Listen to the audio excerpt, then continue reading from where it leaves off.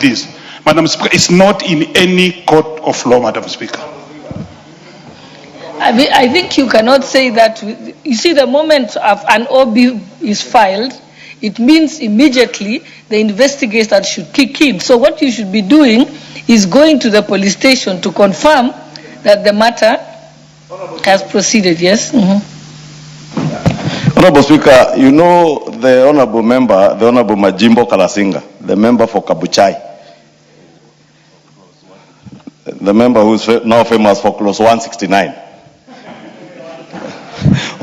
of the finance bill that never existed. He has a problem with listening.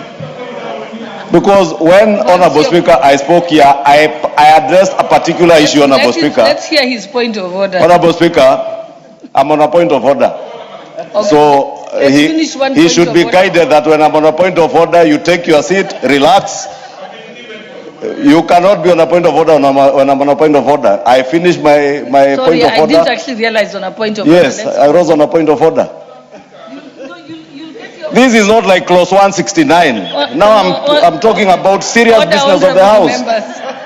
We're not on Clause 169 now. Kalasinga, I will give you an opportunity. Honorable Speaker, the member has a problem of listening. Because when I rose on a particular statement raised by the member for Machakos, and I was particular on the member for Machakos. I never mentioned the member of Clause 169. I mentioned the member member for Machakos County. And I spoke about the issue that was in court. Because Honorable Joyce Kamene, and you can see she appreciates. Because we are here to help each other. And even for you, you should seek guidance from the Speaker. But you don't just stand and say the majority leader said this is a matter that is under. I have not mentioned anything to do with you. And I cannot mention because there is no Clause 169 even on this matter. Yes, and Honorable Kalasinga, I am the one who actually declined to allow your statement after I reviewed it. And I sought concurrence from the table office, and they agreed. Yes, proceed. Thank you very much, Madam Speaker. Madam Speaker, you know, I first started by appreciating you for actually ascending to this statement. I'll be accordingly advised by this Parliament, Madam Speaker, as you have just proceeding.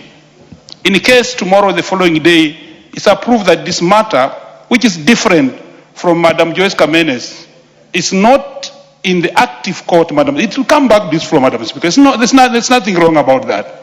But Madam Speaker, the leader, my leader of majority, I demand respect from him. Madam Speaker, when he has continuously mentioned me over that Clause 169. And it's clear, Madam Speaker, that I want to put these records clear here. Clear, in front of you, Madam Speaker. On page 966 of the Finance Bill, Article 1A, Clause 31, Sub-Article 169, talks about Mitumba, Madam Speaker. Why is Kimani Ichung'wa thinking he's the overall head boy of this House? Madam Speaker, I'm not a young boy in this school here. This is not a school to come here and do that, Madam Speaker. Madam Speaker, I've been irritated to that level. Let him open that finance bill that we completed it. Check page 966. Okay. Article 1A, Clause 31, I will close this number 9. I will close this issue. Honorable member, we are not discussing the finance bill. You could have just said, I take issue with that reference and let it end there. We don't have to proceed.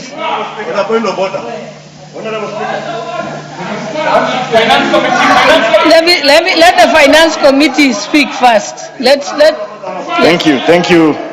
Thank you for the. Let's allow his point of order. Thank you for that moment you've given me, Madam Speaker. Standing from the Committee of Finance, there is something that I need to put straight. When the bill is still as a bill, it does no articles, neither sections. It is clauses. It is clauses or refer to pages. If it has been approved to be the Act of Parliament, it turns out to be sections and not articles. So I wanted to put it on record as a member of Committee of Finance. And in any case, we were dealing with clauses, only it was 57 clauses.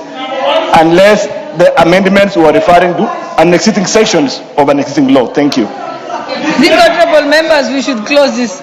Okay, your point of order, the last one. Let's close this issue.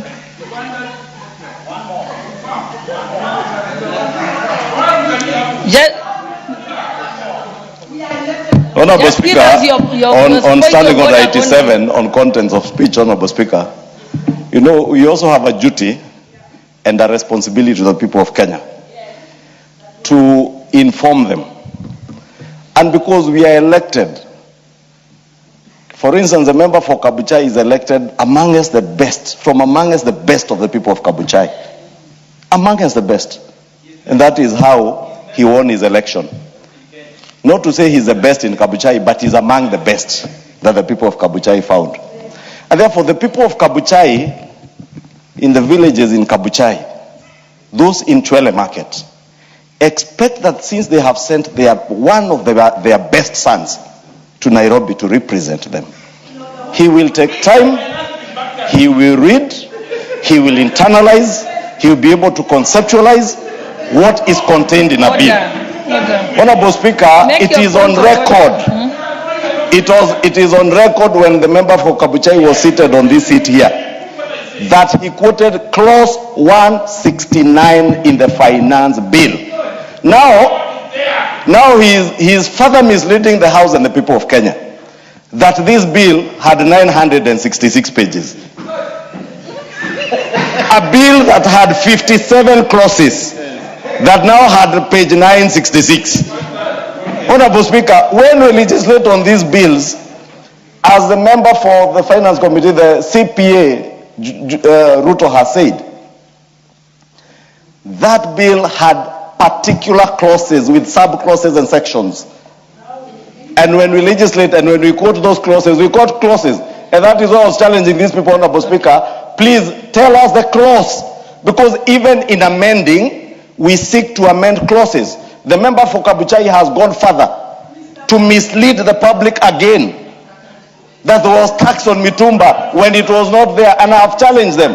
Show us where. Now he has moved from clause 169 to page 966. Okay. Next time he will tell us bill number 40 or 56. Read, don't embarrass the people of Kabuchai. They are very serious scholars in Kabuchai, and we must not allow you to embarrass the people of Kabuchai. You cannot embarrass the people of Kabuchai. Where even our Honorable Speaker, a whole Dr. Masika Wetangula, senior counsel, comes from. Serious leaders, you cannot embarrass. Don't be an embarrassment to the people of Kabuchai. I'll allow you, member for Kabuchai, and then we finish so that you don't feel like you don't have a right of reply. Yes, Madam Speaker, we preside over documents on this floor of this House. We debate over tabled documents, Madam Speaker.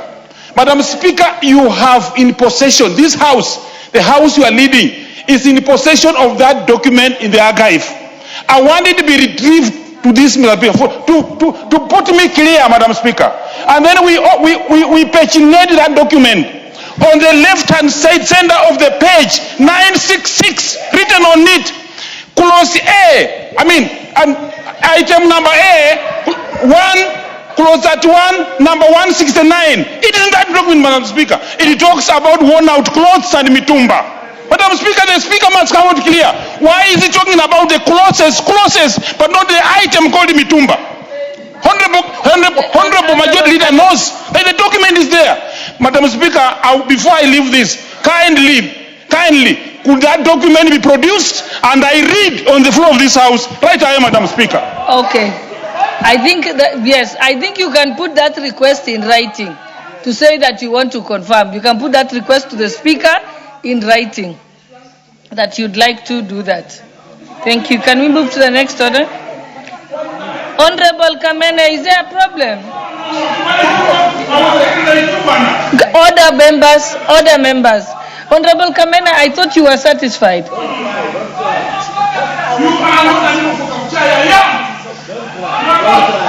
I thought yours was straightforward.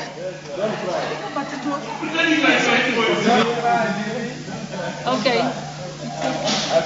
Honorable members, let's proceed to the next. Honorable Kamene. Order number 8, the Crop Laws Amendments Bill, National Assembly Bill number 30 of 2026, first reading. A bill for an act of Parliament to amend the Kenya Agricultural and Livestock Research Act, Cap 319, the Tea Cap 343, and the Sugar Act number 11 of 2024, and for connected purposes. Order number 9, the Regional Development Authorities Laws Repeal Bill